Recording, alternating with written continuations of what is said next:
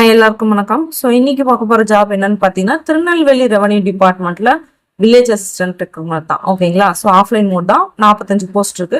So அது என்ன ஏது அப்படின்னு சொல்லி பார்க்கலாம். ஓகேங்களா? சரி, ஓகே. திருநெல்வேலியில் இருந்தீங்கன்னா உங்களுக்கு ரொம்ப யூஸ்ஃபுல்லாக இருக்கும்னு நினைக்கிறேன். ஸோ மறக்காம இதுதான் ஃபர்ஸ்ட் டைம்னா சப்ஸ்கிரைப் பண்ணி லைக் பண்ணி உங்கள் ஃப்ரெண்ட்ஸ்க்கு ஷேர் பண்ணிக்கோங்க. வாங்க பார்க்கலாம். சரி, ஓகே. இங்க பார்த்தீங்கன்னா திருநெல்வேலி டிஸ்ட்ரிக்ட்ல நேம் ஆஃப் போஸ்ட் என்ன அப்படின்னு பார்த்தீங்கன்னா Tirunelveli revenue department village assistant. ஓகேங்களா? So okay. போஸ்ட் டேட் அப்படின்னு பார்த்தீங்கன்னா அது நமக்கு தேவையில்ல. லேட்டஸ்ட் அப்டேட் 14 டோட்டல் வேகன்சி 45 கொடுத்துருக்காங்க. ஓகேங்களா? சரி, ஓகே. என்னன்னு பார்க்கலாம். Okay, Tirunelveli revenue district last date பார்த்தீங்கன்னா 2010 வரைக்கும் டைம் இருக்கு. ஓகேங்களா? ஸோ 2010 வரைக்கும் டைம் இருக்கும். ஒன்றும் பிரச்சனை இல்லை. ஏஜ் பார்த்தோம்னா 21 37 வந்து இருக்கு. ஓகேங்களா? சரி, ஓகே. குவாலிஃபிகேஷன் 10th முடிச்சிருந்தா போதும். சேலரி 11,100 35,100 வரைக்கும். ஓகேங்களா? ஸோ என்னென்ன போஸ்ட் தாலுக்கு கொடுத்துருக்காங்க பாருங்க. திருநெல்வேலி, பாளையங்கோட்டை, மன்னூர், அதுல வந்து என்னென்ன வேகன்சி அப்படின்ற மாதிரி சேரன்மா தேவி, அம்பாசமுத்திரம், நாங்குநேரி, ராதாபுரம், திசையன் விலை அப்படின்னு சொல்லிட்டு ஒரு இது கொடுத்துருக்காங்க. ஸோ அதுல வந்து எத்தனை வேகன்சி இருக்கு அப்படின்னு சொல்லியிருக்காங்க. ஸோ என்னன்னு பார்க்கலாம். ஸோ ஃபுல் நோட்டிஃபிகேஷனுக்கான லிங்க் வந்து கீழே நான் கொடுக்குறேன். ஓகேங்களா? ஸோ அது இந்த லிங்க்ஸ்க்கான இது எல்லாமே நான் கொடுக்குறேன். ஸோ நீங்கள் எந்த தாலுக்கில் நீங்கள் அப்ளை பண்ணுறீங்களோ அதுக்கான நோட்டிஃபிகேஷனை கிளிக் பண்ணி உள்ளே போயிட்டு நீங்கள் அதை செக் பண்ணிட்டு அந்த எலிஜிபிலிட்டி கிரிட்டேரியெல்லாம் கரெக்டாக இருக்கான்னு செக் பண்ணிட்டு அதுக்கப்புறம் நீங்கள் என்ன பண்ணணும் அப்ளை பண்ணணும்.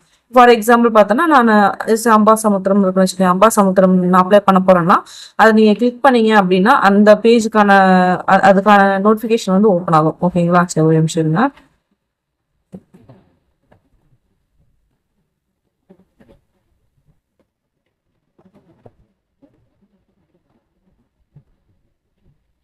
ஓகே, இப்போ வந்துச்சுங்களா? அம்பாசமுத்திரம் வந்துச்சா? ஓகே, இங்க பாருங்க.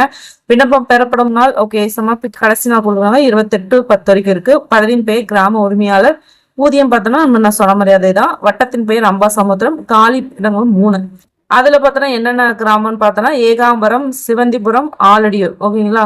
ஸோ அதுல பார்த்தோம்னா காலி பண்ணிருக்கு. ஒன்று கொடுத்துருக்காங்க. அதுல பார்த்தோன்னா உங்களுக்கு இருக்கான்னு பார்த்துக்கோங்க. ஜென்ரல் இருக்கு, பொதுப்பிரிவு இருக்கா, எஸ்சியில பட்டியலினத்தோர் முன்னுரிமை பெறாதவங்க பெண்கள் தான் இதெல்லாம் அப்ளை பண்ணணும் சுதந்திரத்துல. ஸோ அதெல்லாம் கரெக்டாக செக் பண்ணிட்டு நீங்க என்ன பண்ணணும். ஸோ ஓகேங்களா? ஸோ கல்வி தகுதி பார்த்தோம். இதர தகுதி பார்த்தோம்னா அம்பாசமுத்திர அந்த வட்டத்தை சார்ந்தவராக இருக்கணும். தேர்வு செய்யப்பட்டவங்க நடத்தை குறித்தும் முந்தைய குற்ற பின்னணி குறித்தும் நியமன அறிந்து திருப்தி அடைய வேண்டுமா? ஓகேங்களா? சரி, ஓகே. அதெல்லாம் என்ன பார்த்துக்கோங்க.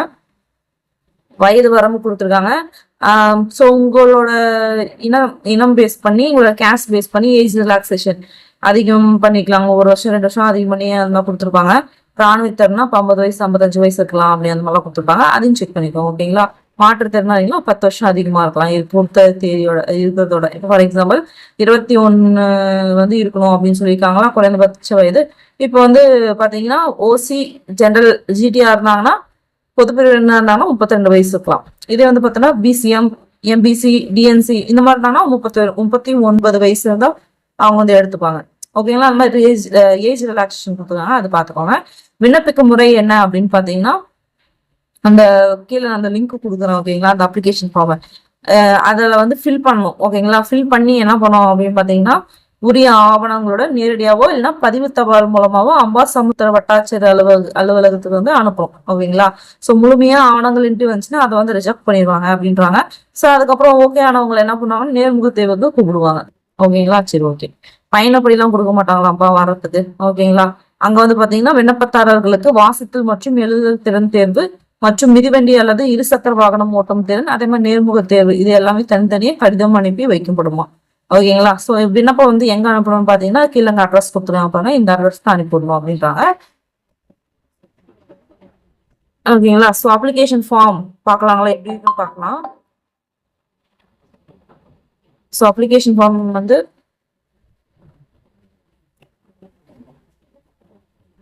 இங்க இருக்கு பாருங்க. இதோட லிங்க்கும் நான் கீழே கொடுக்குறேன். அந்த அப்ளிகேஷன் ஃபார்மை டவுன்லோட் பண்ணிக்கணும். டவுன்லோட் பண்ணி பிரிண்ட் எடுத்து ஃபில் பண்ணணும். ஓகேங்களா? இங்க பாருங்க. விண்ணப்ப எண், நாள், விண்ணப்பதார விவரங்கள். ஓகேங்களா? அவங்களோட பேர் தமிழ்ல, இங்கிலீஷ்ல, ஆதார் எண்களோட புகைப்படம், தந்தை, கணவர் வயது. ஓகேங்களா? விண்ணப்பம் கிராமம், என்ன கிராமம் வட்டம் சொல்லிட்டு கரெக்டாக நோட் பண்ணி போடணும். அது அந்த கிராமம் எல்லாம் அவங்க போட முடியாது. ஸோ கரெக்டாக பார்த்துக்கோங்க. வட்டம், முகவரி, அஞ்சல் எண், ஓகேங்களா? அதே மாதிரி பாருங்க இருப்பிடச் சான்றிதழ் என்னென்னலாம் இணைக்கணும்னு நம்மளோட போட்டிருக்காங்க பாத்தீங்களா? விண்ணப்பத்தாரர் நாளது தேதியின்படி விண்ணப்பிக்கும் மாவட்டத்தில் வசிப்பவராக இருத்தல் வேண்டும், ஓகேங்களா? இருப்பிடச் சான்றிதழ் கண்டிப்பா இணைக்கணும். சாதி சான்றிதழ் நகல் கண்டிப்பா இருக்கணும்.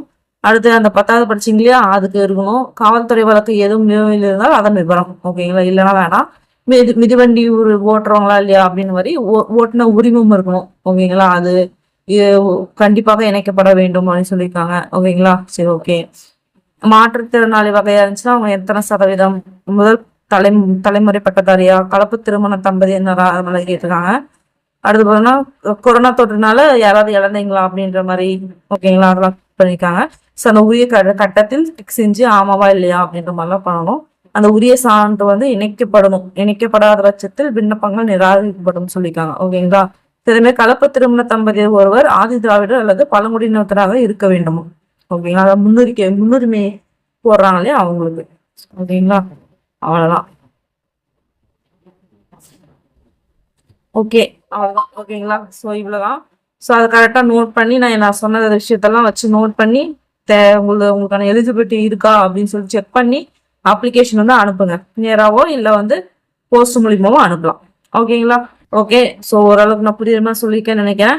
உங்களோட ஆதரவு எனக்கு ரொம்பவே தேவைப்படுது. ஸோ அதனால மறக்காம சப்ஸ்கிரைப் பண்ணி லைக் பண்ணி திருநெல்வேலியில் இருக்கிற உங்க ஃப்ரெண்ட்ஸுக்கு ஷேர் பண்ணுங்க, ஓகேங்களா? பாய். அடுத்த வீடியோவில் பண்றேன்.